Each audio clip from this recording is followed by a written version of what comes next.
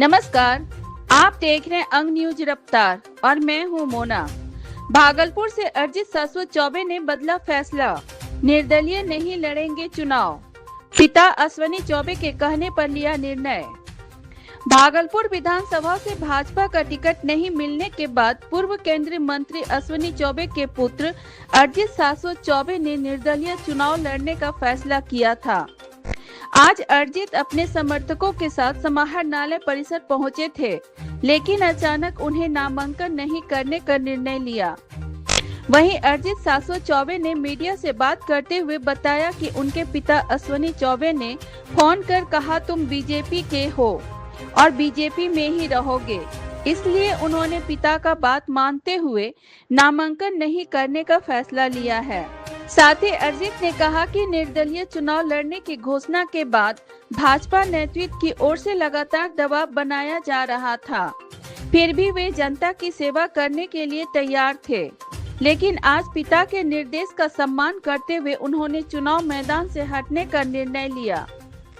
अर्जित के इस कदम से भागलपुर की राजनीतिक हलचल एक बार फिर तेज हो गई है। और आज मैं नामांकन करने आया था यहाँ पर। मेरी इच्छा केवल किसी को हराना नहीं है, मेरी इच्छा भागलपुर को जिताना है, भागलपुर को अंतर्राष्ट्रीय मानचित्र पर ले जाना है।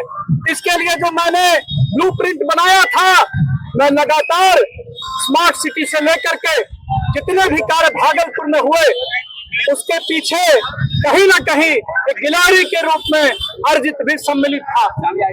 आज मैं नामांकन करने इस गेट पर आ चुका हूं।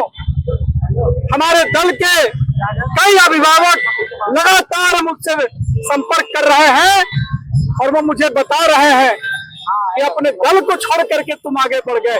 मैं उनको बताना चाहता हूं, विनती करके प्रणाम करके, ये जो आशीर्वाद जनता का मिला है उसे अपने माथे पर रखते हुए और मैं आज यह निर्णय लेता हूं, हमारे जितने भी अभिभावक, हमारे पार्टी के शीर्ष नेतृत्व का अभी मुझे दूरभाष पर सूचना आया कि अर्जित आप ये क्या कर रहे हो। मैं लगातार संपर्क में था। मैं बता रहा हूं, मेरी जो अंतर्वेदना है उसे समझने की चेष्टा आप करें। और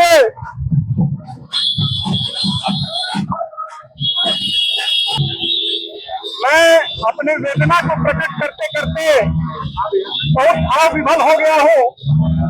आज भागलपुर के ये जो अंतर्द्वंद चल रहा है कार्यकर्ताओं के बीच में, एक भारतीय जनता पार्टी का कार्यकर्ता कभी बागी नहीं हो सकता, तो कभी भी अपने समाज से, अपने दल से, अपने राष्ट्र से कभी भी वो संधि विच्छेद नहीं कर सकता है। वो हमेशा जोड़ने का काम करता है।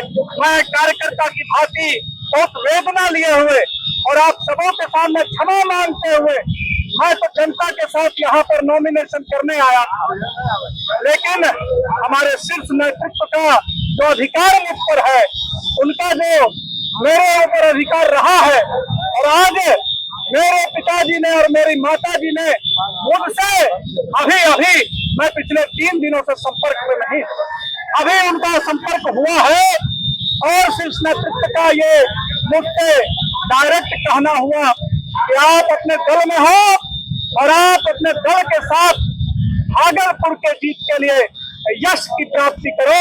हमारे पिताजी की बातों को, जिन्होंने यहाँ 25 वर्ष तक सेवा किया है, भागलपुर के जीवंत बनाने के लिए, भागलपुर को आगे बढ़ाने के लिए और भागलपुर को विश्व कीर्ति फैलाने के लिए मैं उन्हें नमन करते हुए और यहाँ पर नॉमिनेशन करने आया था। मेरे 10 प्रस्तावक भी यहाँ पर हैं मेरे साथ, लेकिन मैं भागलपुर की जनता के विचारों से उत्प्रेरित होते हुए, उनका श्रद्धा करते हुए, उनके सामने समर्पित भाव से आज एक कार्यकर्ता के रूप में अपने आप को आपके सामने झुक करके, प्रणाम करके, माफी मांग के, नतमस्तक हो करके, यह वेदना के साथ, लेकिन हमारा शीर्ष नेतृत्व का आदेश सिर आंखों पर है।